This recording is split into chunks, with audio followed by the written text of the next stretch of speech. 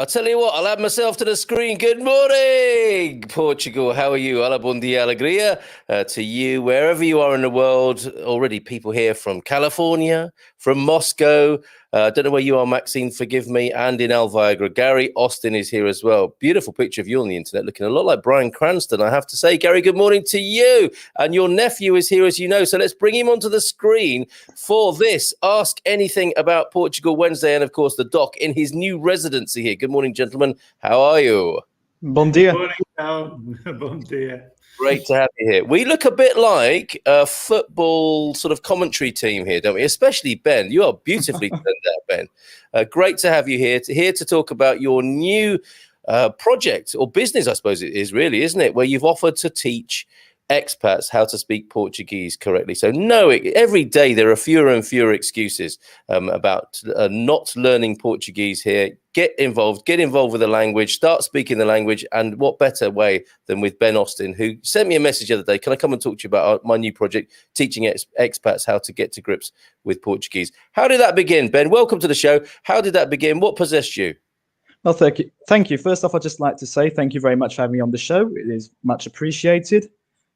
It came across because, well, really, I grew up around the expat community, my parents being expats, most of my friends being expats, and I've seen a lot of people struggle with the language. And I thought this is an area I can help out with, having gone through that struggle myself and having seen many people go through that struggle. Yeah, so great idea. And were you also cringing a little bit, seeing us on the screener every morning, struggling with it? Not really. No, it's quite natural. It's to be expected. Well, obviously you sound like you might be a firm but fair teacher here, so you do understand the struggle. Yeah, I don't want to sound in any way patronising, but I think there's going to be a certain inevitability about that. I'm going to describe you as a young man and an entrepreneur. Are you at college at the moment, right? You're still, right, okay. College.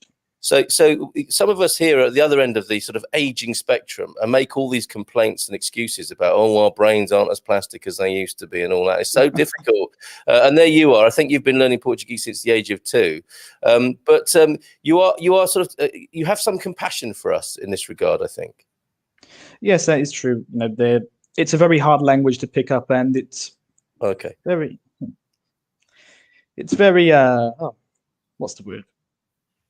Valorant of you to try and learn it. Well, thank you for the challenge.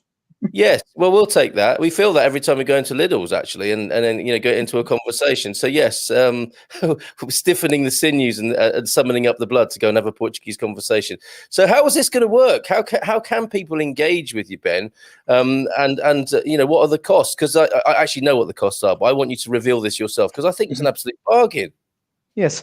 Well, the general idea is I'd create a group chat on Facebook with anyone who's interested. It's €5 a lesson.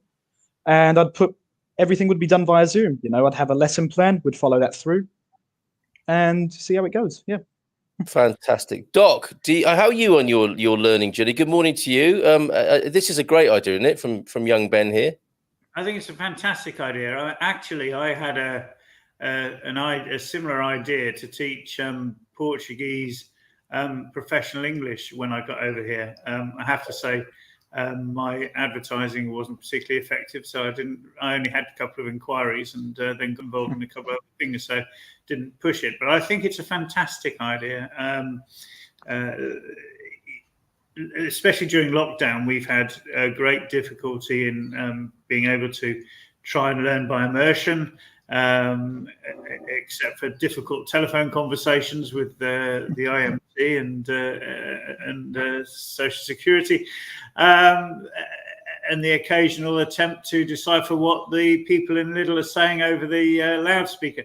But yeah, I think it's great, and actually, I suspect myself and Leona will be customers of Ben very quickly. Fantastic. Yes. Vamos abrir a Caixa Dois, I think we've finally decoded it. I'm so delighted to have just discovered that little bit. We have a number of people who are showing an interest already, Ben, which is fantastic. Does Ben hire himself out as an interpreter? Yes, I was going to ask you this. By the hour for expats who might need to go to deal with government offices, for example. So there's another application here of your excellent skills. Would you be interested in something like that as well? Of course, I've been doing that for practically my whole life. You know, my dad taking me down to pay the taxes and all that. Bit of shaming for the old man there. Yeah. That's fantastic. Okay, so years of experience doing that, Hank. Years of experience. He is available for that sort of thing. Good morning from Ludwig Dingledine. Good morning to you, Ludwig. Peter Bleach is here working the room and saying you marvelous ray of sunshine to Prosecco Peggy, which we would wholeheartedly agree with. Let me just get to grips with these wonderful comments that are coming in.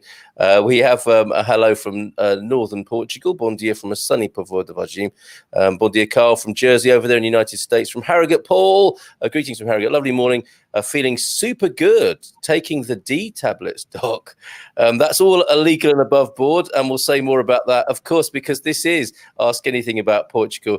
The Doc's here in his residency of the 2nd and 4th Wednesdays of the month, and you can see, because he calls himself the Doc, conversation quickly turns to ailments and health and well-being, so feel free to ask the Doc those sort of questions. But anything, seriously, as it says there, seriously ask anything about Portugal. Ask Ben while he's here specifically about the language. Bon dia from Joel up in Matosinhos near Porto.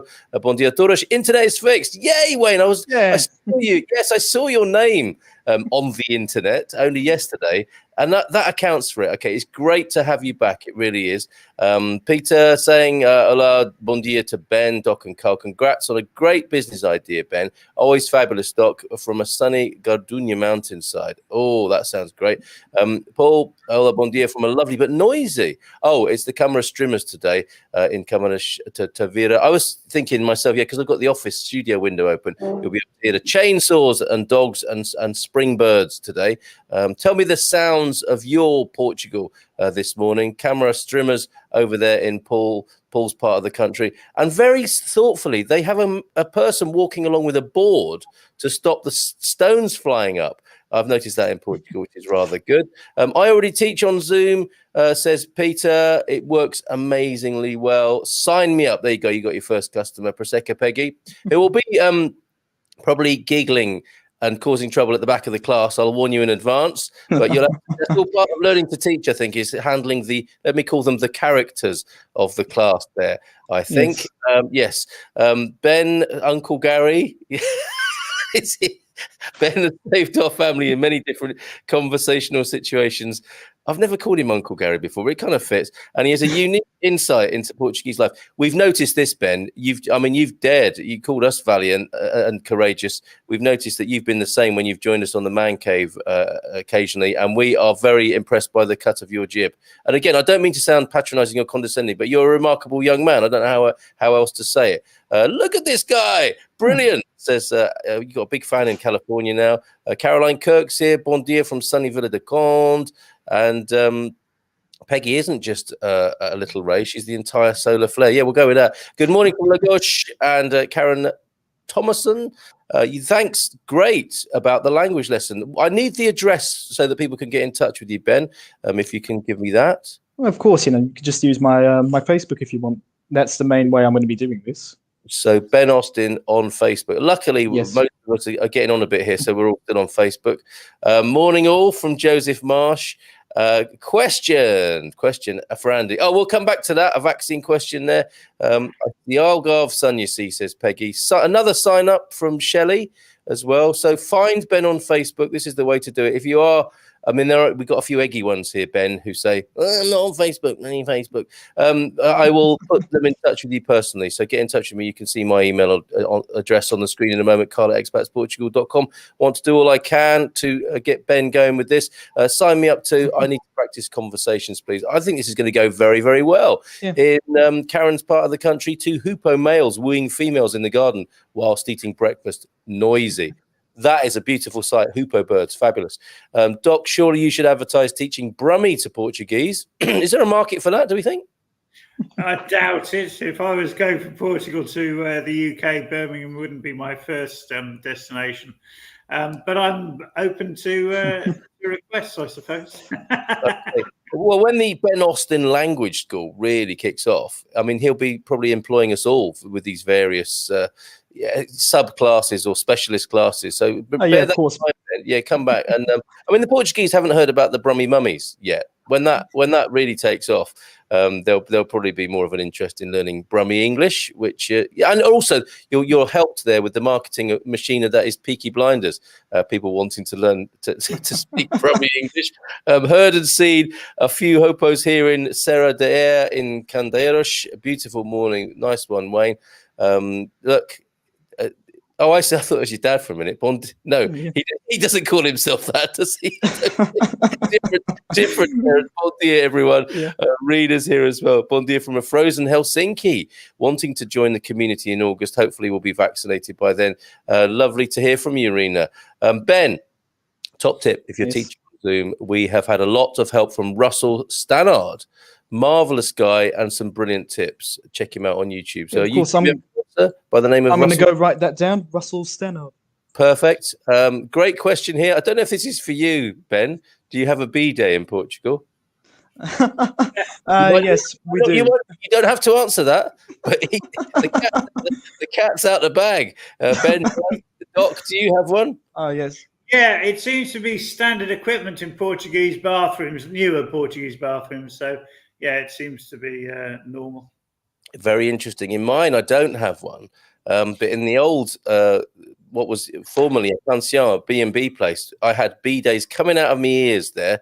It is an amazing, it is an amazing thing, the Portuguese European B-day culture. We might come back to that when we talk about health and well-being. And I mean, Germans take it a stage further, but we won't go into that right now because people are eating their breakfast. Bon dia, the birds are loving the sun and singing its praises, says Donna. It is a beautiful morning here in central Portugal for sure. Language mentors are a fantastic resource.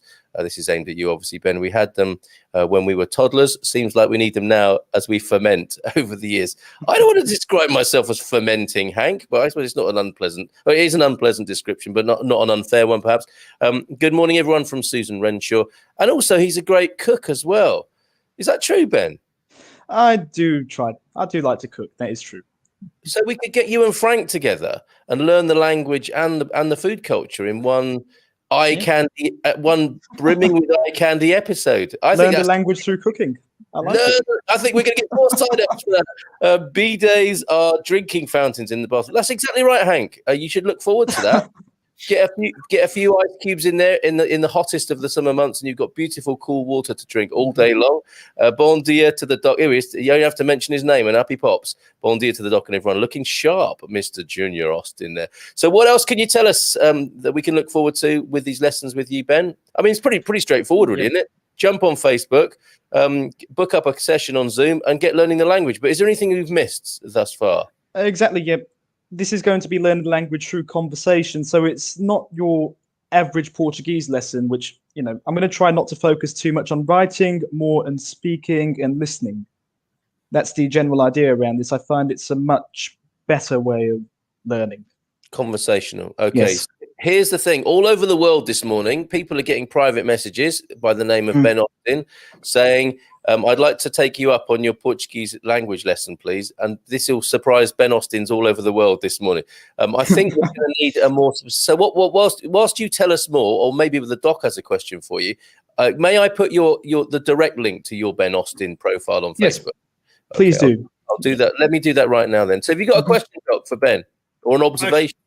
I suppose I have. The question is, what time of day would you be looking at doing this, and how frequently would you be wanting the group to meet? Well, generally, the idea was to do this once a week on a Friday afternoon. You know, start at 3, finish at 4.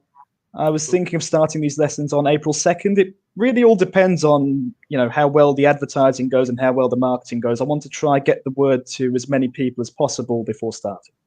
And how many are you going to have in the group? The idea was get 7 people per group, do 7, you know, if necessary, do different classes. Sure. Okay. Well, count me and Leona in. Well, me certainly, and almost certainly Leona. Yeah. No. Excellent. And remember to send the 20% to me as well. This is going very well, Ben. Excellent. It's a weird. I'm only kidding. I think it's good. Ordinarily, we would put Ben on our Dragon's Den style Tuesday morning. A business has been launched here this morning. Remember where you heard it first. B-Day's lovely foot spas. I'm going to put you on the spot. What is the Portuguese word for B-Day, or is it just B-Day? I believe it's just B-Day, yeah. Okay, all right. If I'm not mistaken, it's a French word. Yes, indeed. Bring young Ben when you come to the Algarve to cook. He will be the dose. Is that a Portuguese expression, the dose? I think she's trying to find you a partner as well down there. You are not going to struggle. Being a cunning linguist and an excellent cook and a fine-looking fella there, you have a fine future ahead of you, Ben. See, I told you I wasn't going to be patronizing or condescending. Does Ben teach kids Portuguese? Might need more engaging style than teaching adults, says Rena. So is that in the plan as well, to teach kids? Yes, I can teach kids and adults. You know, of course, I'd have to keep the classes separate, but I'm open to teaching anyone. The kids would get me so frustrated with the adults, I think. How do you say that again? I don't think I've got that. Vamosha Bria. Dave's U-turn. Is this a political statement? UK travel news just in. Overseas travel in connection with foreign homes will be permitted under coronavirus rules to be voted on by MPs. Dave's U-turn. Thank you for that. What an intriguingly titled YouTube channel.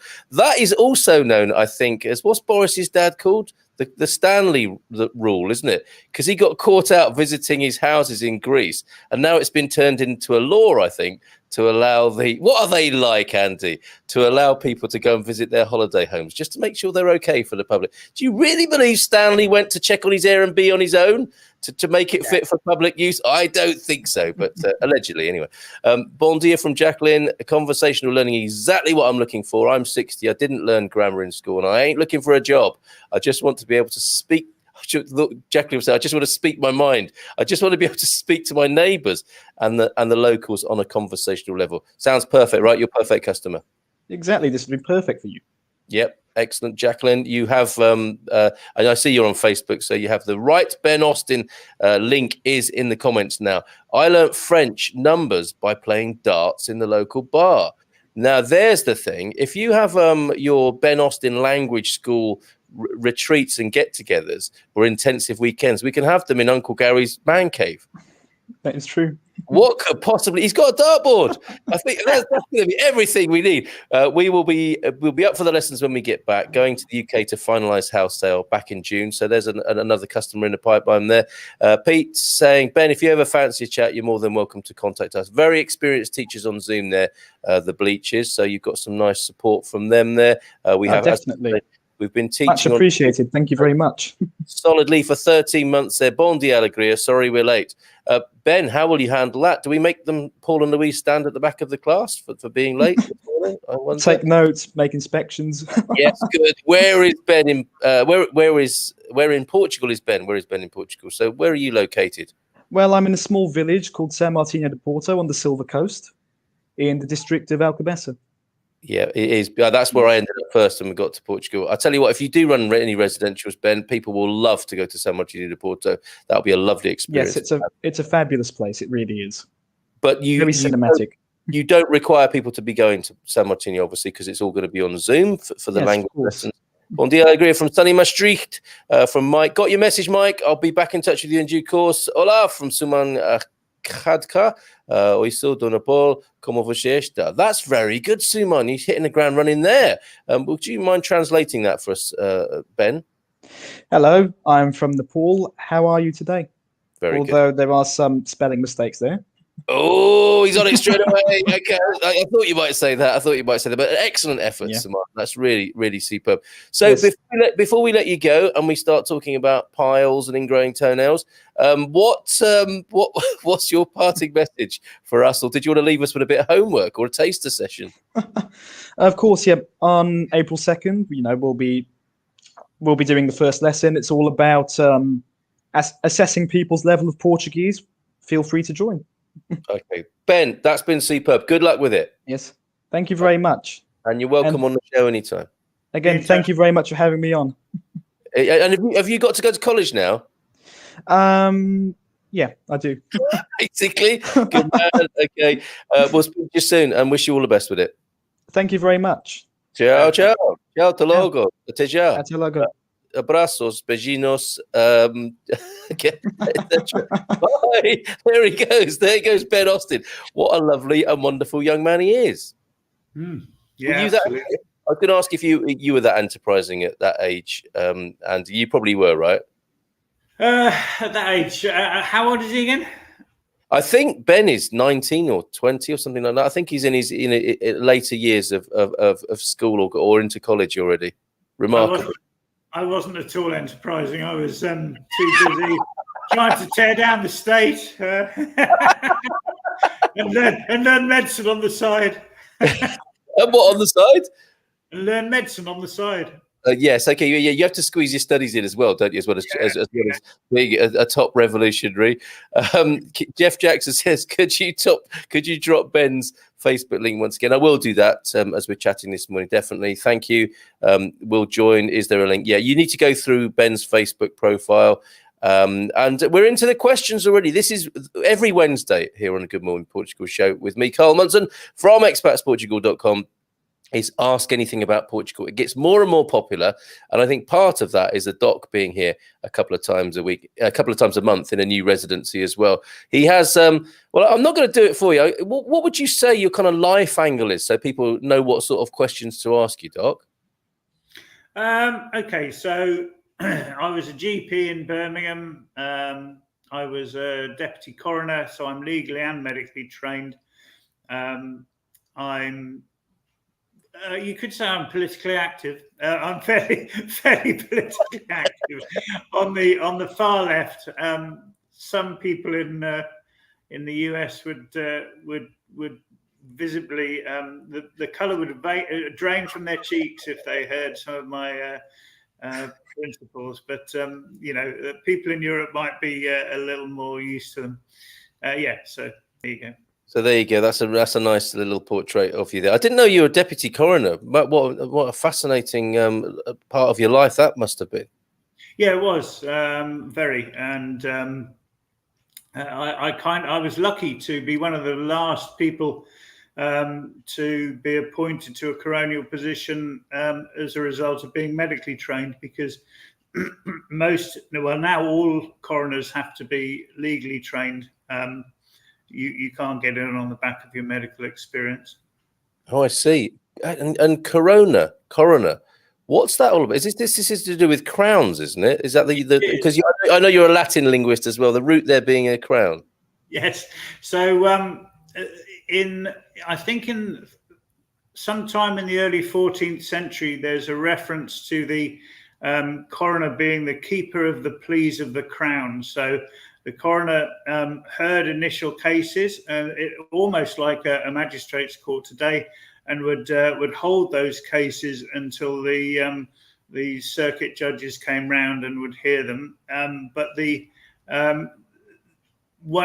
another of their jobs, obviously, was investigating unexplained deaths, and the term murder comes from the Latin murderum, which was the fine levied on a village where an unidentified person was found dead, and there was a presumption that the person was Norman. So it was the Norman occupying state saying, you've got to prove this guy's not a Norman, otherwise we're going to fine you this tax. And the name of the tax was murderum. Andy, nothing's changed. In many ways, nothing's. Although that's an interesting angle to find the village rather than the individual. That promotes collective responsibility, doesn't it? Yeah, indeed. Yeah, that's right. Wow. These days, it doesn't work, and yeah, I think the argument these days is when a protester dies, you have to prove that they're not they're you'd have to prove that they weren't linked to the security forces under a false flag, that kind of thing. What a world we're living in. Absolutely. So let's get into the questions then, and they're coming in. Ask anything about Portugal on a Wednesday here on the show. How is the condition of lockdown in Portugal nowadays? How would you summarize that, Doc? Well, last Monday, we saw a very slight relaxation of the rules, and the idea is that they're going to be relaxed every couple of weeks. So last Monday, we started to see quite a lot of shops selling from the door. So rather than going in to choose your product, you would go to the door and say, I want this, this, this, and this. So that was good to see, a bit of increase in economic activity. We're seeing, well, on this coming Monday, I can't recall what happens, but there's some further relaxation. And after Easter, there's quite considerable relaxation coming, with bars and restaurants going to be allowed to open on the terraces. But it is a situation that remains under constant review. And if the death rate or the infection rate starts to rise, then it'll be slowed down or reversed. I think the Portuguese government generally has been very sensible, except around Christmas, with the consequences that were seen very clearly in the graphs. But apart from that, I think I'm 100% behind the way they've handled the lockdown. In terms of actually the controls, what I'm not as happy about is the amount of support being given to workers facing unemployment or being laid off without financial support. There have now also been small businesses going out of business. So a brewery was finally thrown out of their premises by the landlord by order of the judge in Porto a couple of days ago. There's an increase in industrial unrest. So there are strikes at EDP, in the core centre, and also in Marina Grande at the glass works, one of the glass works there, which it's bad that the workers have to strike for better paying conditions, but it's good to see that they're starting to push back against the exploitation that's been happening, or the lack of support that's been happening, whichever way you want to look at it. Well said. Well said. I mean, I'd like to add a couple of things to that, and we'll come back to the impact, the post-pandemic impact, which is inevitably in the pipeline, I think. But the key dates that the doc's referring to there are the post-Easter. That's a key milestone, getting through Easter. And I think the Portuguese government don't want to make the same mistake that they made with Christmas. So there is the curfews and a much more restricted Easter than the kind of Christmas we had. And then the next key day is the 3rd of May, the weekend after our May Day celebrations that we're having to herald the return to some sort of freedom and normality on the evening of the 1st of May. But the 3rd of May will be another milestone lift off or unveiling of freedom. And but that, as the doc says, is subject to the numbers. And that's quite sensible, of course. You have to put these things together, don't you? You have to make sure that the country is heading in the right direction, as well as announcing how people are able to socialize and go about their business again. So those are the key dates, Suman, after Easter and the 3rd of May. Looking at the impact that you were talking about there, I did notice in the Portugal Resident, they've got an interesting piece from that quotes Caritas here. Let me get it on the screen so that you can see it. And this is well, the headline says it all, really. We have no idea of the size of social crisis that's coming, says the Caritas boss there. And this is because the support for some people is ending, I think, in the next few days. So let's just take a very quick look at this. Rita Valadas, who took over as president of Caritas Portuguesa in November last year, has put into words what so many have been fearing. We've no idea of the size of social crisis that is coming. And obviously, you know, the way we work as human beings in the governments, we're dealing with one thing at a time here, aren't we? But we need to be mindful of this, I think. With layoff, a moratorium on bank credits and measures of social support still in existence, the true depth of damage caused by the pandemic in Portugal is still to a certain extent being screened. But even so, requests for support to the charitable organisation, that is what Caritas is, keep on increasing. They're supporting over 3,500 families, 1,700 of which have arrived during this latest crisis. These are not people who simply need a bit of extra food. These are people who cannot afford to pay their rent, their household bills, and eat all at the same time. Talking to SIC Television News, Rita Valadas said that once the government support measures and credit moratorium ends from the banks, and the latter of those two, the bank credit moratorium, is going to end in 7 days' time, the situation for families will become all the more difficult. So that's what's heading our way, as well as contending with the effects of the pandemic. I don't know if I suspect, excuse me, I suspect that answers to some extent your inquiry there, Suman. Well, I'm sure we're going to come back to that. And on the matter of what to do about the pandemic and the discussions that we kind of get into and then get out of, it's a very emotional situation, very difficult situation that's affecting all of our lives at the moment. We are hosting a debate. Doc will be there. Good Friday, next Friday, the Friday morning show will see the likes of the Doc and Peggy, Prosecco Peggy, who used to be an ICU nurse of many decades in the United States. She has strong views on this. Yes, Doc is going to be doing that, Peggy, and you'll be here as well, as will, I'll tell you what the lineup is. Ex-GP Doc, who you have here on the screen. Ex-ICU nurse Peggy Luttrell will be here as well. Ex-government scientist and complete maverick, some of you will know him, Will Thompson will be on the screen as well. And from our occasional Fridays, Jenny Baraku, who was a former pharmacist and now completely into the holistic complementary perspective on health as well. That's a fantastic lineup. I think you'll agree. And we'll be talking about specifically, opinions are going to come into this, obviously, but what can we do? The bravest people at the moment are the ones who will say, look, this is what we should do, and this is why. And I suspect all four of those people I've just mentioned will be saying exactly that next Friday. So do join us for that one. Okay, we are moving on with the questions. Paul Richards' question.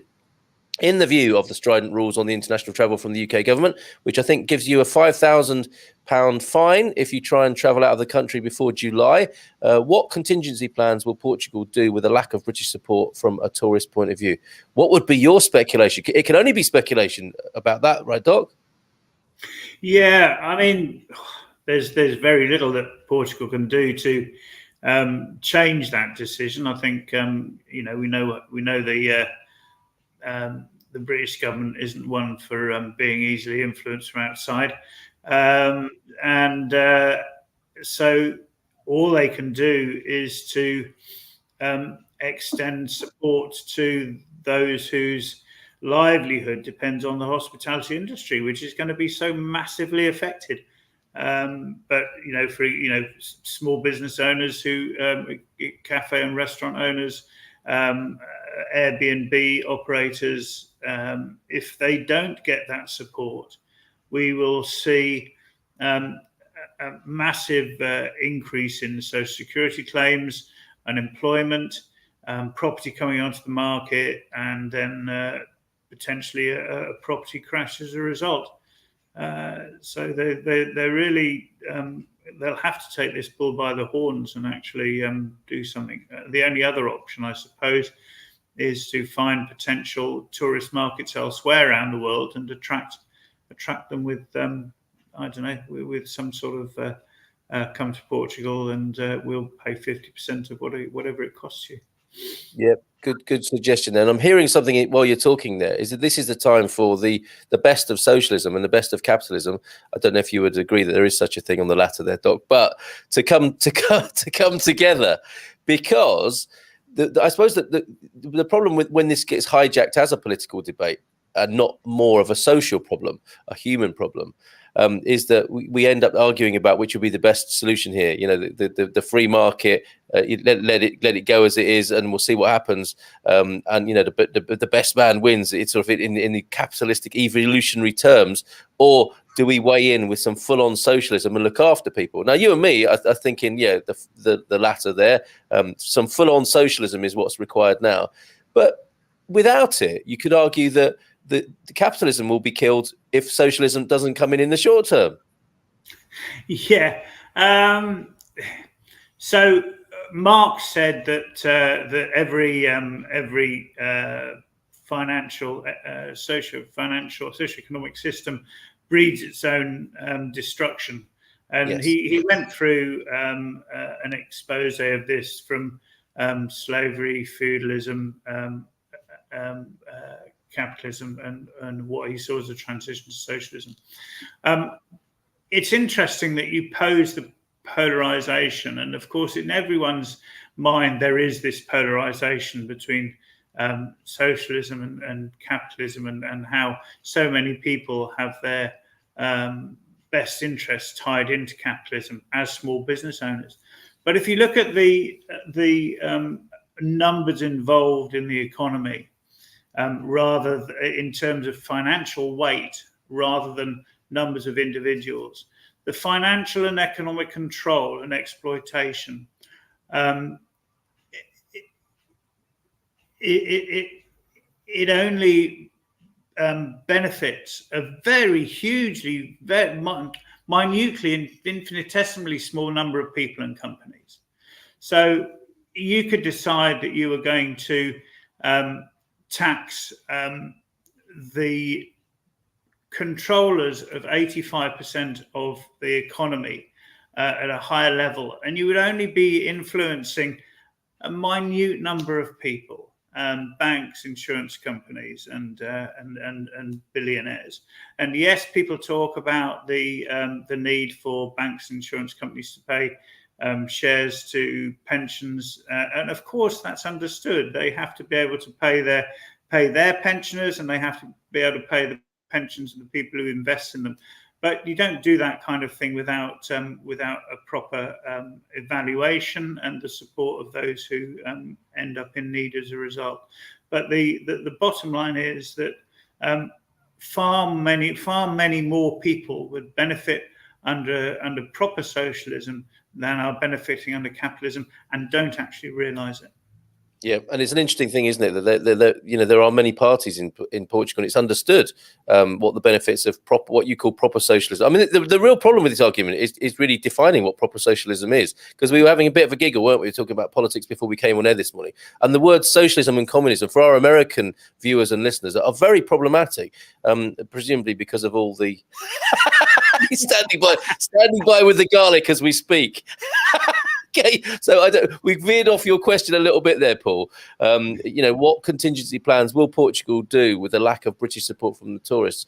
I mean, that is a massive issue, and I don't think it should be left to the governments alone, because you know, there's only a point to which governments will listen to what we might have to say about that, and that's usually at the ballot box. And I'm quite encouraged-ish by what the Portuguese response might be because of their socialistic and socially sort of democratic background here.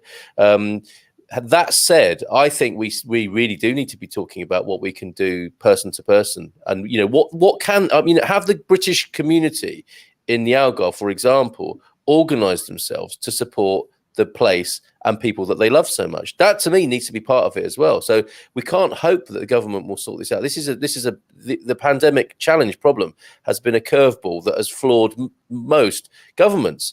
So, and it's not going to be sorted out by some simple political policy. I think it's causing us to do something exactly like that. British people in the Algarve, German people in the Algarve, Portuguese people in the Algarve. How are we going to help ourselves here and each other as well? And I think that's really important. I'd be very happy to cover any projects or schemes or ideas that are addressing that directly. So, and more, I mean, do come in from the community and on your answers to Paul's question there. This is a community effort, asking anything about Portugal. Expats, locals, everybody, you're all welcome to chip in here with this community solution. that I'm actually calling for here.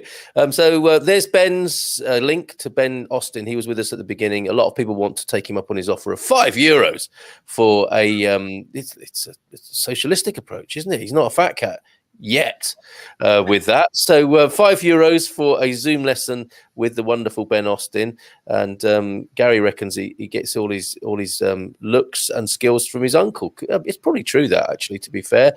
So there's his link. That's how you get in touch with him, with Ben Austin. Let's go back to our questions. There was Paul's. If you want to pick that up, in view of the strident rules on international travel from the UK government, what contingency plans will Portugal do with a lack of British people, or British support, I should say, from a tourist point of view? Great question. There we go. He gets it all from his uncle. I don't tell lies, says Gary. The debate we're having on Friday. Yes, Peggy, the doc will be here, will be here, and Jenny as well. Okay, Paul and Louise have a question for you. Hey, Doc, what would you say are the differences between visiting the GP in the UK versus in Portugal? And you have experience of this, of course. I do. So I've experienced in visiting the GP in two places. Coimbra, where so first of all, you don't have a choice of where you go. You have to go to the health centre for the area that you live in. So that's the first thing, which I think is a good thing. If anyone wants to know why, I can expand on that. Secondly, so I went to this health centre in Coimbra, got an English-speaking doctor. Once I managed to get past the dragons who exist everywhere, the receptionist... All over the world. That's a universal. The gatekeeper. Absolutely. The receptionist who A, didn't want me to waste their time, because A, I wasn't Portuguese, and B, I didn't speak Portuguese. So those two things. But once I got through, that was really fantastic. And I got my repeat prescriptions. I got my referral for my assessment for disability. Fantastic. Coming to Leiria, and I don't think it's all pandemic related, because my Portuguese landlord in Coimbra said, you will see differences in Leiria, and it won't be as good in the health service. I think I understand that. Although people have been fairly welcoming, I haven't been inside the health centre building yet. It took 4 months to even get registered, even though I was allegedly an urgent case because of my medical conditions. It took 4 months to get registered, during which time we were using our EHIC card, a European health insurance card, the international government supported scheme within Europe. We were able to use our EHIC cards, but we shouldn't have done, because we were by then resident in Portugal, and therefore the law says you can only use them in countries where you're not resident, and if you're resident, you have to get registered. So anyway, we're using our EHIC card, and even now, when I go to the GP, they want to see evidence of my entitlement, because I don't have yet a citizen's card, because we're still waiting for those. So I now have a Portuguese EHIC card, which I will use if I go to the UK or anywhere else. But even the Portuguese health centre staff are asking for my EHIC card as proof that I'm supposed to be able to get what I need. So it's interesting, full of bureaucracy. The individual people are lovely. There is lots of bureaucracy, and there we go. That's as a vignette, isn't it, of Portuguese life, really? Behind the bureaucracy are lovely people. I mean, and you can transfer that from this GP situation that you're asking about here, Paul and Louise. That's how it is. Be prepared for a little bit of toing and froing, especially in this transition period with things changing. Given that you're UK folks, so yes, gird your loins for bureaucracy and prepare to meet lovely people once you've got past it. Would be my addition to that. Question from Hank: any news on letting tourists in this summer? I mean, we just don't know, do we? No, I think we'll know more after Easter. But I mean, I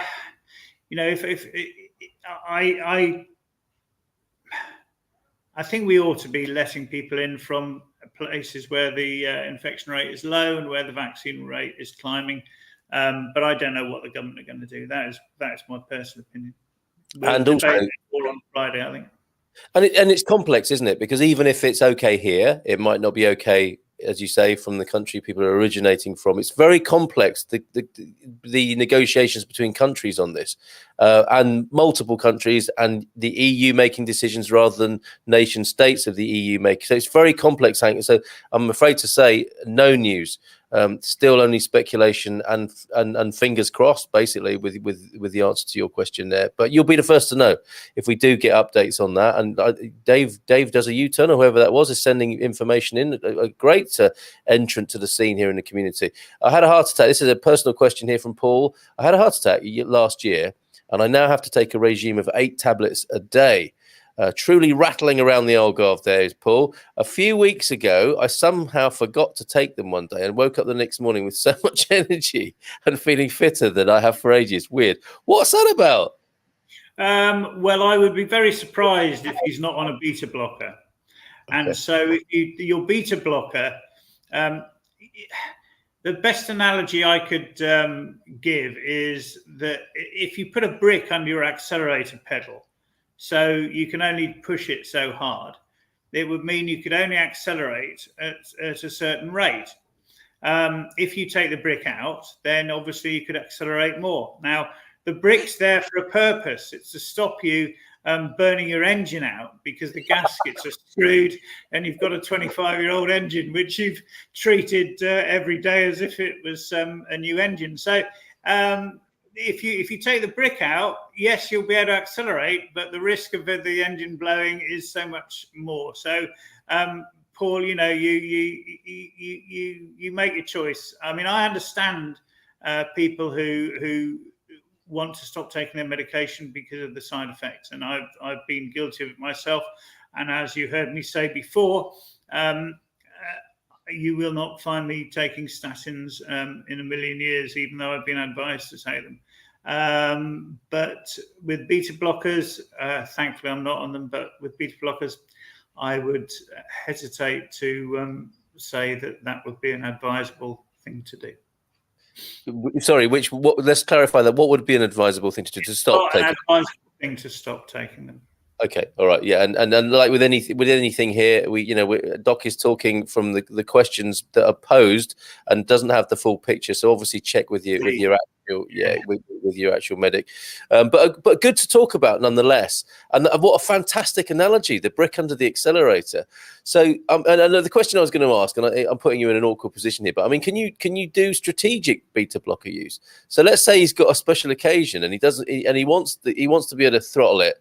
Can he do that, or is that just not? Should you not play games like that?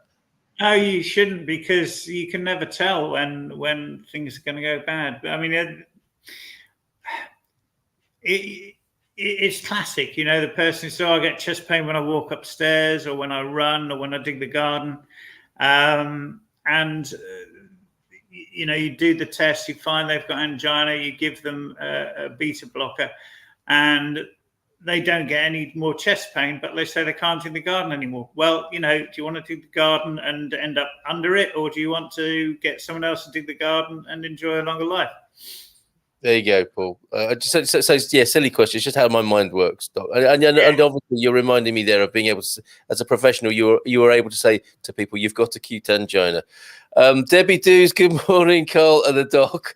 Expect that here, folks. Good morning, Carl and Doc. Lovely weather where Debbie Dews is.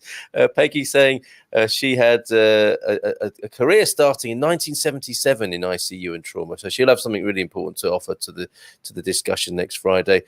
We can exchange intern resident stories someday over a cuppa.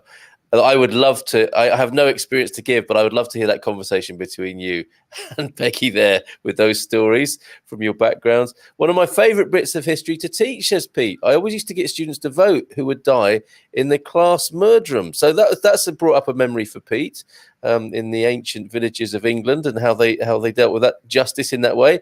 Oh my God, Peggy has to come on and just share ER stories. We could have. That could be a bit grisly, couldn't it? But I see what you mean, Hank. Okay, German travel news just in from Dave's U-turn. Thanks, Dave's U-turn, for this. Porto and Faro area declared low-risk areas. German tourists don't need negative test when returning. Palma was declared last Sunday, and a week 500,000 germs invaded the island. So I nearly read that as Germans. Palma was declared last Sunday, and I'm not sure what that means exactly, Dave. But you can, I'm guessing you can go to Dave's U-turn channel and find out more. You seem to specialize in travel news there, Dave. I'd like to learn a bit more about you. We hope we can get our vaccines well back in UK. It seems to be much slower here. Do you have a bit to say about that, Doc? What's going on with vaccine rollout around Europe and all this stupid political game playing that's going on? Yeah, so one of the things that, as you know, I support the Left Bloc political party. And one of the things that Marissa Martins, who was the unsuccessful candidate for the presidency, was saying a couple of days ago, was that Europe should stop the political game playing in terms of holding up, authorizing the vaccine from Russia, which clearly works. They should be freeing up the intellectual property to enable other pharmaceutical companies to make these vaccines, to increase the rate of supply. Because the one thing that has become very obvious is that the companies like AstraZeneca have entered into supply contracts that they've been unable to fulfill, and therefore they have been having to choose who they whose contracts they fulfill. And this is what was behind the wrangle over stopping vaccines being exported to the UK. It's what is there was a case of Europe stopping some vaccines that were headed, I think it was to Australia. But this is all because the vaccine companies entered into more contracts than they could fulfill. And then, if the pharmaceutical industry engages in that cynical manipulation of the market, then they shouldn't have the ability to do what they are doing, and that is pressurize the European, the EU into maintaining the intellectual property rights. Mm. Indeed. I've always thought there should be some level of nationalisation with this, given that it's a global problem for all of humanity. Why on earth is there a disaster capitalism element allowed in this? Don't get him started. Do not get the doc started on that. Okay. Oh well, I have no issue with having private companies involved in the research, funded by government grants. But the intellectual property at the end of it should go back to a nationalised pharmaceutical production function. Makes sense. We wouldn't be in this situation, would we, if that had happened, I suspect. But there you go. Well, Hank, that's a great question. And thank you, people who are asking questions and putting question at the beginning, because that helps me, because we get, as you can see, we get a lot of comments. I want to go through a lot of the comments because some of them are very funny. Carl, there's a really important one here that Maxine says that I don't think the EU health card is valid in the UK after breaking.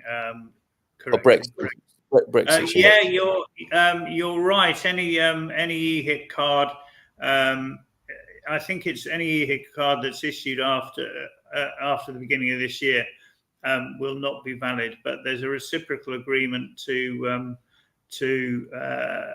recognise the cards that were issued before the end of last year.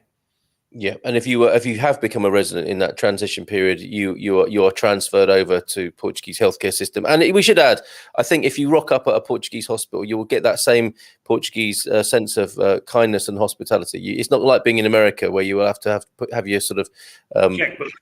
Yeah, your credit card gaffer taped to your unconscious forehead or anything like that. You will be treated well. For so many years, we'll just do a few comments and come back to the questions. My brick was on top of the pedal, unfortunately. Yeah. Rather than Gary, that's how I ended up with a stroke. Yeah. Beta blockers are evil things, says Phil. Phil saying good morning to us this morning. I was prescribed for those for supposedly high blood pressure years ago, and I couldn't do anything. I was always exhausted. A personal perspective there. Good morning, family from Wealth Creation Academy. Always good to have you here. Behind all these decisions, Wayne adds wisely that remember there is an ever mutating virus. A different name, a different strain every day. And we're going to run out of countries soon, aren't we? Have to have sort of, the Madagascan variant Mark II at some point as it keeps moving around. So we've dealt with your question there, Maxine, or your observation.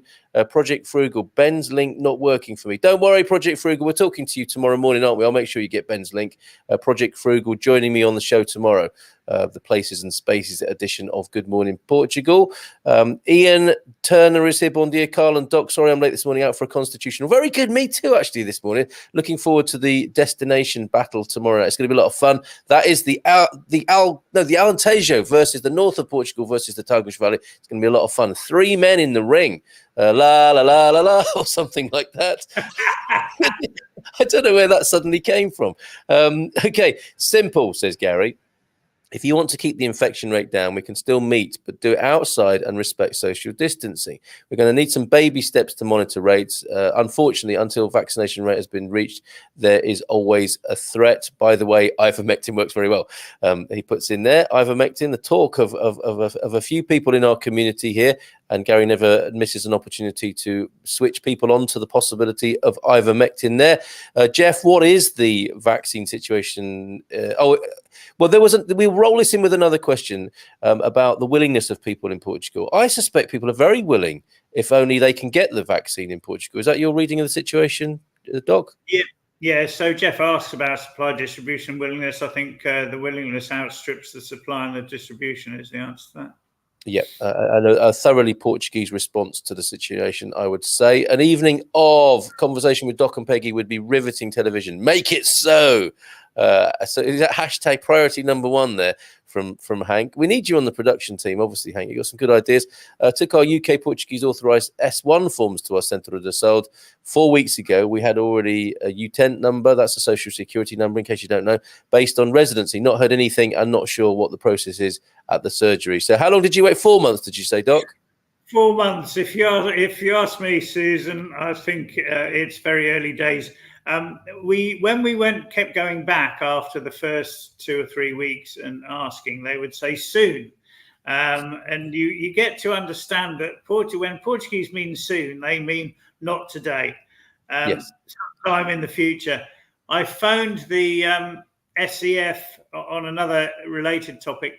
I found the SEF UK helpline for UK nationals needing to swap their papers for this new card. And I just said, I registered, but I haven't had a request to attend any appointment. I'm just a little bit concerned I might have missed it in the hundreds of emails I get every day.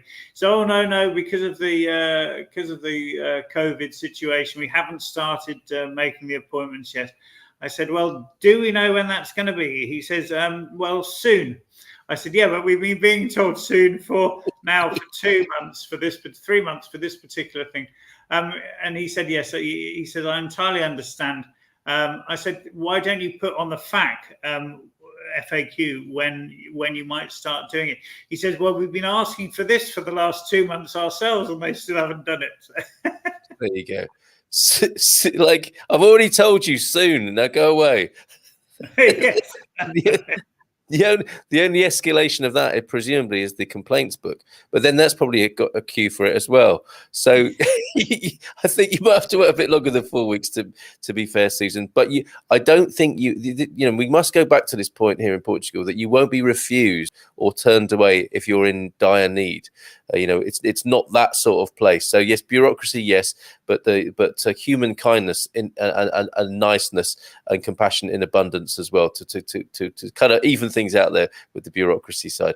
Spot on, Carl. Best of both can get us out of this. Yes, and Shelley. Good morning, Shelley. You make a good point. I wish we could have compassionate capitalism.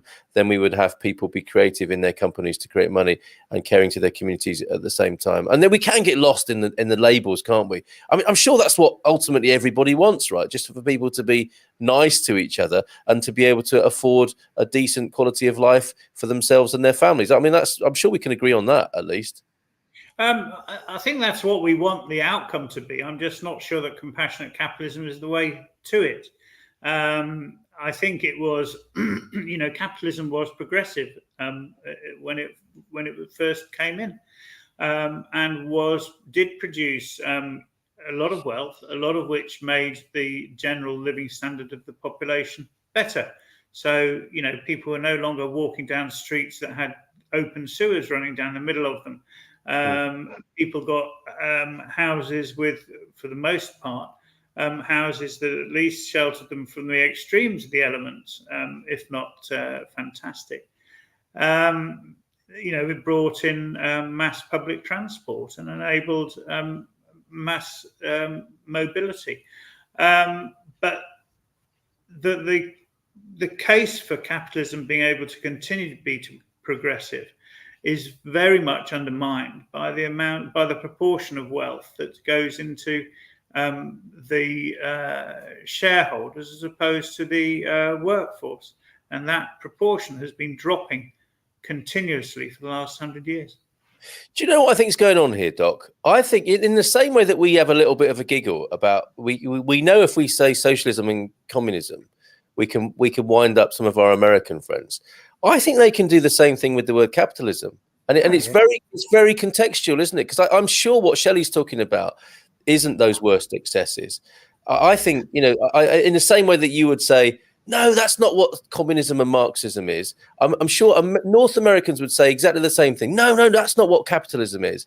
I think, and it's a contextual, historical matter here, and that's why we have to talk, isn't it? We can't resort to the shorthands of little terms, and that's where the polarity begins. And that's why it's so good that we have such an intelligent and willing community here to engage and talk with each other, rather than just to say, "Rah, rah, I'm out of here, I'm offended," or whatever can sometimes happen.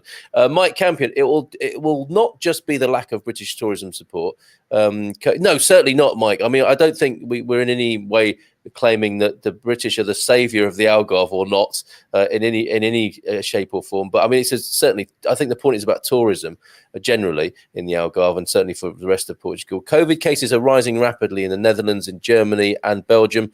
With the slow rollout of the vaccination program across the bloc, it wouldn't surprise me if cross-border travel will be restricted severely. I fear you're right, Mike, there, actually. We have all yet to feel the real effects of the COVID-19 economically, and that's absolutely true. I'm so with you on that.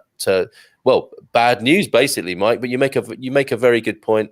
And the interesting thing about Portugal, tell me what you think about this, Doc, is we're a little bit out of sync with the rest of Europe, because we had a terrible, if you read the news about Portugal in January, it's like the worst place in the world you would never, don't go to Portugal, it's a scourge of the world, COVID-wise.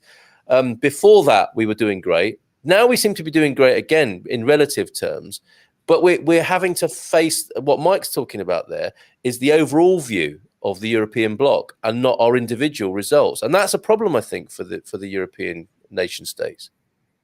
Yeah. The problem with Europe is that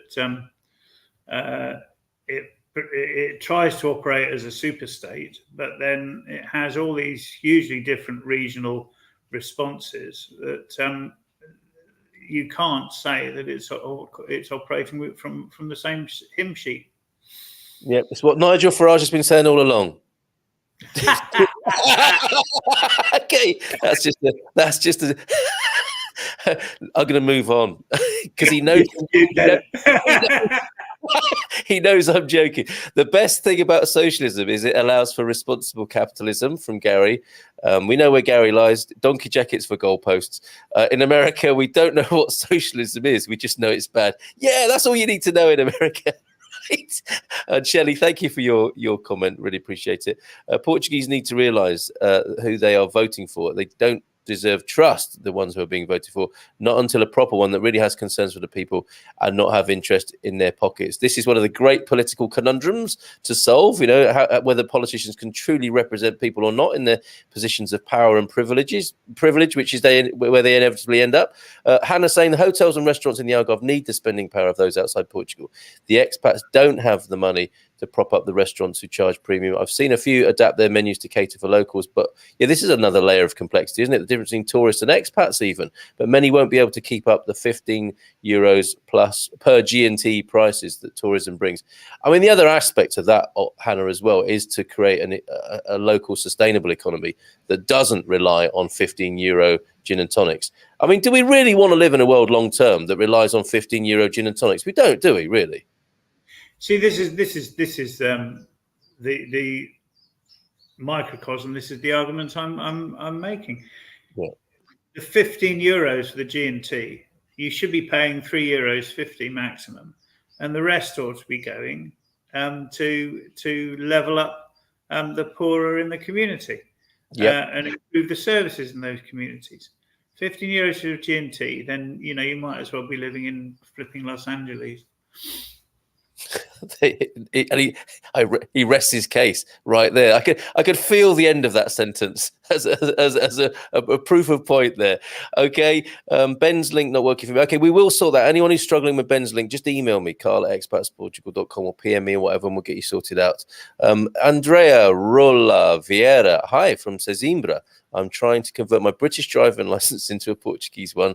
I requested through IMT last year, November, but I still haven't heard anything. And when I get in touch via email, they answer, it's still not registered. Has anyone had any experience, and how long does it take?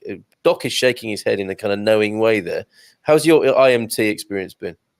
Well, it hasn't. I've sent a couple of emails. I tried to negotiate their ridiculous website that was supposed to be made easier and isn't. I suspect I'll be paying a fine at some point. I suspect we'll be asking Ben to talk to them in the near future. The lad's made a really good decision, hasn't he, to get into the business he's going into, helping disgruntled and challenged expats dealing with the IMT here, for example. I was very lucky, Andrea. I went and changed mine early, and I kind of saw the writing on the wall. I'm not always that well organized, but I just felt moved to do this. And we went to a number of IMTs. We were moved around, and I didn't give up. Started off in Coimbra, went to Aveiro, ended up in Leiria, I think, ultimately. And a very embarrassing moment when this was a hot summer's day in Leiria, and there were loads of Portuguese people in the IMT office there, all looking like they were about to sort of give up the will to live, having been waiting there for 6 days solid or whatever. And we were ushered through for some reason to the front of the queue to have our photographs taken and our licenses changed. And I think that they got sent to us within a few weeks. But this is before the pandemic, before Brexit. All of these influences are going to have an effect. And we've not only got an economic problem, we do have a bureaucratic problem piling up here, don't we? With the speed at which government offices have been able to work, will be able to work. It's going to be, I think this is part of the new normal people talk about, is being able to develop the Zen and mindfulness to deal with this sort of stuff and stay calm in the face of this. But what you describe, Andrea, I think you're do all you can do. Keep the email paper trail available, obviously, but that's the great thing about email communication. If you do a phone call, they won't remember it necessarily, they won't log it. Do everything by email, then you're showing that you're doing everything at your end to do what you can. I think it's the same with any department in Portugal. Just keep the emails on a regular basis, showing that you're able and willing to do something. Behind all these decisions, okay, we've done that one way, but you're absolutely right. But you talked about beta blockers and putting the block on the accelerator rather than underneath it. Lots of great questions coming in for Ask Anything About Portugal with me and the Doc. Doc's here twice a month. I'm sure you'll be glad to hear. The only real mutating virus is taxation. Okay. What would you do without taxation? You wouldn't have street lights. You wouldn't have pollution control. You would have no roads that didn't require payment. You step outside on the pavement. You'd have one that was nice and smooth for people who paid, and you'd have to go through a gate to get onto it. The other one would be full of shit. You need taxation. So there we go, Bian, and anyone else. If you want to get a doc started up, if you want to take the brick out from under his accelerator, just chuck in a little, what is that? 7-word comment like that, Bian. Yeah, Bian, what do you say to that? How are the vaccines holding up to the variants? Hospitalization and death efficacy holding up? So yes, are vaccines keeping up with these ever mutating strains, Doc? Your professional view on that? Well, they seem to be at the moment. I was reading a JAMA, Journal of American Medical Association, long article on the subject this morning, actually, and we think at the moment that the vaccines are holding up against the current variants, but we're dealing with an RNA vaccine that learns by its mistakes. So it throws out probably hundreds of mutations a day now, considering the numbers of people infected. And, you know, most of those don't work. The vast majority don't work. But when one works, then we see it. And this is a bit like the flu virus, in that we need to reassess the flu vaccine that's given, and we have to reassess it on an annual basis. And what we need to do is to work out what proportion of the population we need to keep vaccinated in order to prevent massive spread. And that's likely to be much higher than that for flu because of the speed with which this virus is transmitted. And we have to work out a way, as we currently do, the WHO will be sorting out now which flu strains are going to go in this autumn's flu vaccine. This is going to happen, I think, and you know, I put a tenner on it, that I think this will become a routine vaccine, maybe annual, depends on the sort of cycle of necessity, which will be being researched at the moment. So there you go. That addresses your question, Eric, as well. Thank you for those couple of question marks. It really helps. No real annual human vaccines. Does Doc feel there could be a future annual corona vaccine and for free? So that's looking likely, isn't it, from what you just said there, Doc? Okay, changing, jumping about as we do here on an Ask Anything About Portugal on a Wednesday. Is there a reason that Portugal will not allow an Amazon Fire Stick to be shipped into the country? Do you know, I've never heard of that. I mean, is this a duty thing? Has it been stopped at the border because you've got to pay some extra duty on it, Julia? Not something I'm aware of. What about you, Doc? I'm not aware of it. I've never used Amazon Fire Sticks. I've had those sort of devices, though, but not Amazon. But I've never had to try and order them into this country. Not heard of that, Julia. Try that on our forum. Go to expatsportugal.com/community and ask. That's a really great question for the forum. You might find someone in a similar predicament and a workaround. That's more to the point. Regarding the UTENT number, I recently turned 67 and I'm not registered at Social Security. How do I get a UTENT number? By going to Social Security, right, Doc? You just go to the Social Security office and ask. For the UTENT number, I didn't go to Social Security office. I went straight to the health centre. I mean, this was 3 years ago, before the Brexit vote, so it may well have changed now and probably has. But I don't know. Okay. Somebody else might be able to help us in the comments. I would suggest either of those. Going to the Social Security office, they can be quite interesting places. I went to one, and it was that feeling I used to get going into a dole office in the 1980s. It was a pretty frosty reception, and it was a complete. I was looking for my Social Security number. I think they were thinking I was wanting to claim some benefits and gave me this massive pile of forms to fill in. Where did we get that? I forget now. Phil, we will get to the bottom of that. And we will find out the quickest and easiest way to get a Social Security number. You don't, strictly speaking, have to be registered at Social Security unless you're running a business. You know, you have to make Social Security payments if you're a business owner. But I think the Doc's right there. You should start at the health centre as the first place. Yes, you go to a health centre. That is where I got my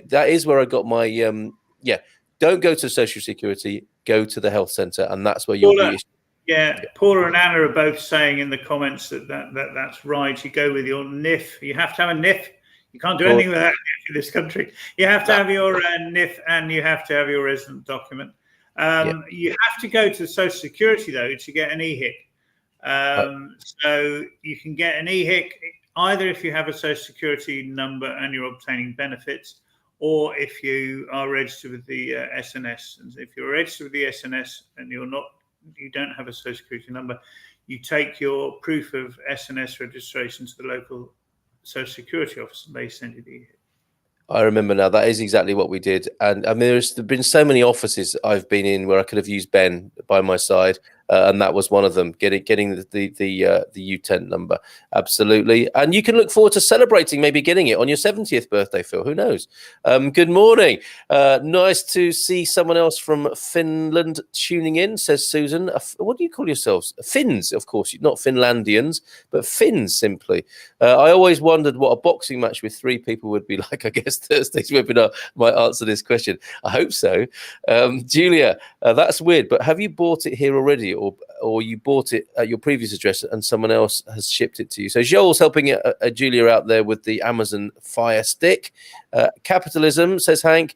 I agree with Richard Wolff. It's time for us to do better. Sorry, didn't see Richard's comment, or is that a more general? Is Richard Wolff a commentator on these matters? Oh, he's a well-known commentator. Not with us this morning, though. Okay, no.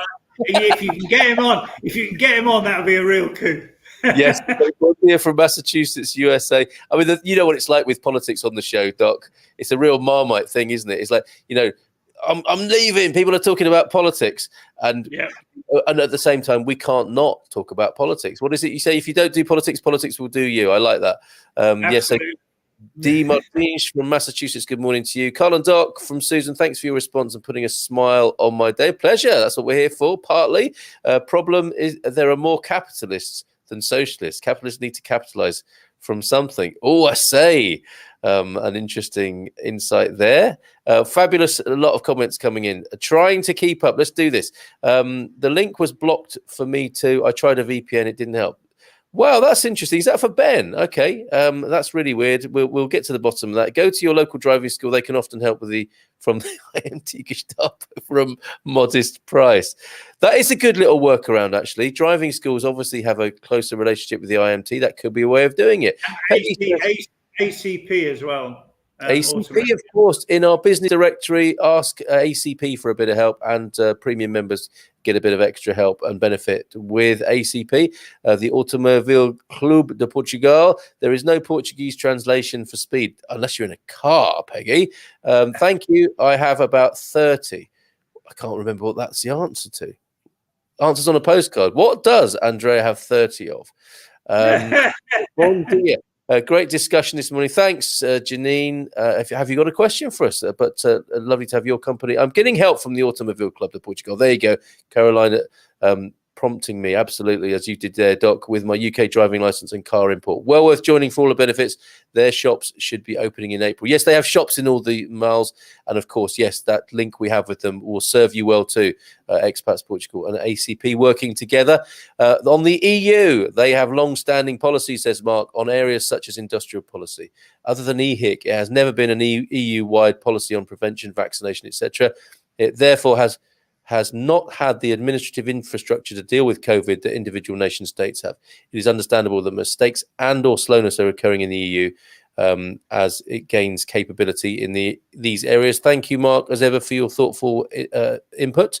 I'm diabetic, says Hannah, and have hypothyroidism, and my prescription is free under the NHS. How would I be treated if I moved to Portugal? Initially a few months a year and then for a full residency. What do you say to that, Doc? Your prescriptions are not going to be free, okay. But they will be massively subsidized.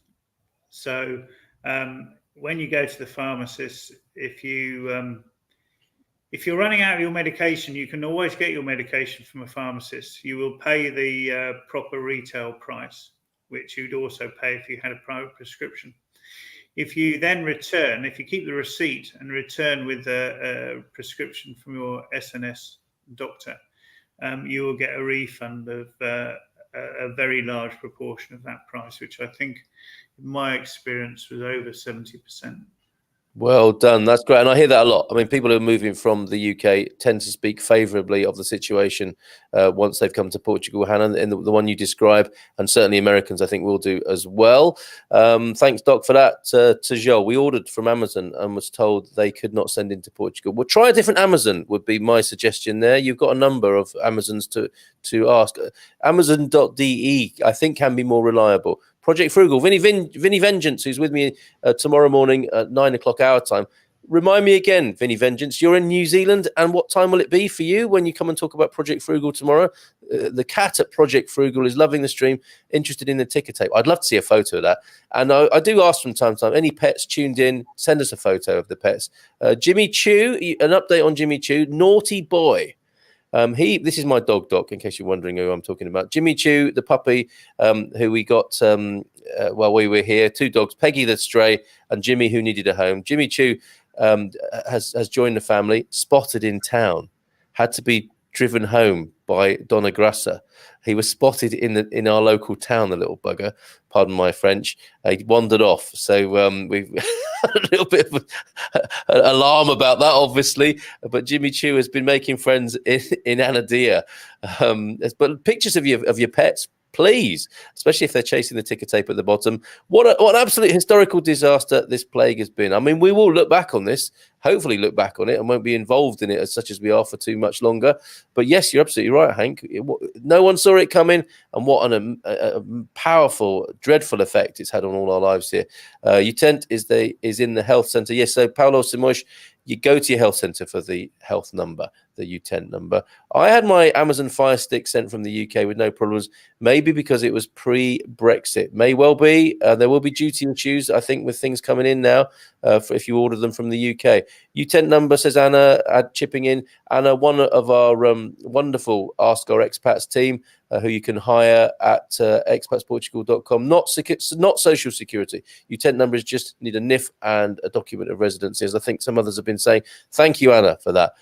Just go to the health centre close to your home and present the NIF and your residency permit. Bella Bean is here this morning. What a lovely name. Question off topic, perhaps. No such thing here. If one of the reasons you moved to Portugal was because of the NHR tax incentive, once the 10 years tax benefits expire, will you stay in Portugal given the normal tax rates on income? Famous fat cat, Doc Thompson. Does that apply to you? Well, I always intended to travel a lot. And I'm not one to settle down. However, Leona's different. So honestly, if I hadn't met Leona, I probably wouldn't have stayed in Portugal, not even the full 10 years. And if I did, it would only have been 3 or 4 months a year. Would it, the NHR?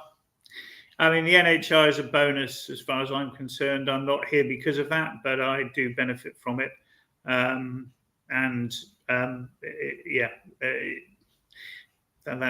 my answer. But I do understand there are many who will, at sort of 9 years, start looking for a low tax place to move to. It's a really good question, that, Bella Bean. For me, I have a Jekyll and Hyde relationship with taxes.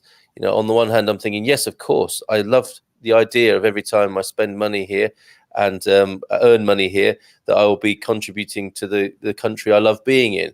And then when it actually comes to doing that, I feel a little bit less generous. And I think that is the dual personality of the taxpayer, isn't it? And the person subject to tax. I won't be. It's not part of my strategy. I don't know about other people in the comments here. I'm not going to be thinking in 8 or 9 years' time, or coming up to the end of that incentive. Where will my interests be best served? That came first. Which is a great country to be in, Portugal, and you face the situation here. From my point of view, others will be different, of course. Paul and Louise, thank you for that. Everyone's chipping in with some help there. Who was it for the gentleman who wanted help on getting the Utent number? So there we go. I think we've really helped out Phil Austin this morning on that particular one. This is a really nice little shorthand. Thank you, Paulo, for this. Paulo Simões says there are 4 numbers in Portugal. The Cartão do Cidadão, that's the citizen's card. your segurança social, your social security number, your health number, the utent, and the NIF. That's a really good little aid memoir for the 4 numbers that you might need. I think I made a video about them a long time ago. And I was only aware of 3 at the time, but I think the citizens card is the 4th, making up the quartet there. Bon dia a todos from Gianni. I wonder, what has the pandemic to do with the delay in files? Also here in Belgium, people working in the administration possibly work from home, so there may be a little delay in this, of course. But yeah, not happy about that by the sound of it, Gianni. It can always be used as a reason, can't it? Whether it is or not, I think at the moment. And we've all done it. The Fire Stick was sent to me from my sister in the UK. I imagine you have a customs issue there, not an Amazon issue with that. Only guessing. Phil Austin tried going to the health centre. Oh, no! So he's already done that with my NIF and residency docs, but they said I needed something else. I hate going to the health centre because it's full of sick people. It's true. I think they've broken the law. I think they've broken the law. If you've gone to the health centre with your NIF and your residency docs and they refuse to register you, I think they've broken the law, and you should probably contact the regional SNS office and make a complaint. All right, there you go, Phil. If you can be, you might have to join another queue for that, but well, you can do it. You can do it online, and I suggest you also send an email to the health centre and say, look, this is what I'm going to do. If you don't register me, this is my right as a resident. So that's what I would do. All right. We have Jean van der Beek in France. Finland is great. I always wanted to study there. Don't do this to me. I am not reading that out. And what does that mean? Is that the longest word in Finnish, perhaps? A bit like that famous Welsh town. Project Frugal will be joining us at 10 p.m. their time. So basically 10 o'clock tonight for you. You'll be joining me here for everyone to tune in and join us at 9 a.m. Portugal time tomorrow. So looking forward to that, Vinny Vengeance, about Project Frugal and what you're doing and your aspirations about moving to Portugal. If you're born in Portugal, as I was, we've got about 4 minutes to go till 1:30. We're gonna wind things up now, folks. In case you were wondering, if you're born in Portugal, as I was in the USA for over 50 years, and I'm still a Portuguese citizen, how hard is it for me to get my daughter Portuguese citizenship? From what I've heard, Dean Martins, you will have the you will be treated favourably, obviously, because you're born here, and your daughter will have the reunification privileges, I think. But talk to Gilda about that at EI, also found in our business directory alongside ACP. Enjoying the capitalist versus socialist discussion. Oh, that's good, Julia. Coming from the US, offer that no pure form of economic system works. Almost always a hybrid. Yeah, and that's what the government chamber's about, right? Left and right side, not us fighting outside the chamber. The balance was meant to be there, not on the streets, scrapping it out left and right. That's what government should be for. You're absolutely right, Julia. Some words of wisdom there, I'd say. Maxine, anything coming from the UK we treat as anything arriving from outside the EU. Customs, fees, delays, taxes. The only exception are books. Glad to hear that. I wonder why that is. And I bought a book for Mrs. M, and that came through very promptly. Where do I send the pet pics? Oh, excellent. Carl at expatsportugal.com would be wonderful, Hank. And let's strike up a little email conversation. I'm sure that'll be hilarious. The virus will find a way around the vaccine, Gary says, just like other flu viruses. What then? Do we do the same thing all over again? No, there are better ways, says Gary, who I'm sure will be tuned in next Friday to add that comment. Political comment, says Ian. Lest we forget, the predecessors of the EU were primarily established to secure peace in Europe. And in that, it's been a huge success. A point worth making and well said. Thank you, Ian, for that. And yes, things have come a long way since there. Make sure Jimmy Choo has an ID tag with your number. Thank you, Maxine. Yes, indeed. Thanks for that, says Phil. So some satisfaction for Phil on Ask Anything About Portugal this morning. Airplane, jet turbine engine, auxiliary mechanic, non-commissioned officer student. That's what I knew that. I knew that's what that Finnish meant. John, talking about Finnish, we need to. John van der Beek, one of the best words I've ever seen. Love it from Hank. Utent number from Anna. Foreign citizen may request the SNS's user number when he or she has a legal residence. Go to a health centre with the following elements. So no end of advice about the UT. This has been the Utent number special. This is right, and it's absolutely perfect. The problem is that the validity of residence permits issued prior to the end of last year is being challenged. So this was the issue I had when I came back into the country after my drive. I showed my residency permit, the one with the EU stars, and he said, this isn't valid anymore. You need blah, blah, blah. And of course, what the blah, blah, blah is the plastic card that we're all waiting for. But in the meantime, those of us who've registered have been sent that barcode. The problem is that the health centre workers, that was SEF. The health centre workers are just saying, well, this isn't valid anymore because Britain is no longer in the EU. And I suspect that's where the problem lies. But I do think that it needs to be taken up, especially if you urgently need medical attention. Of course. Thank you for that, Doc. Thank you for being here this morning. We'll come to a parting comment from you, a little word of wisdom, which I suspect you're never short of as we see people off on this Wednesday morning, this epic Ask Anything About Portugal adventure. We're never sure how it's going to go, but I think people have had great value this morning.